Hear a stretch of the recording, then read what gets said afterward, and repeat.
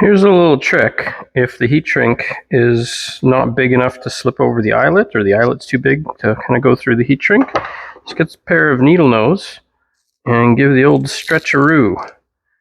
So don't get too aggressive, just kind of stretch a little bit, go the other way, stretch a little bit more. And you can usually get it so it's stretched big enough that you can slip it over the eyelet like so. There you go. Just wiggle, wiggle, wiggle.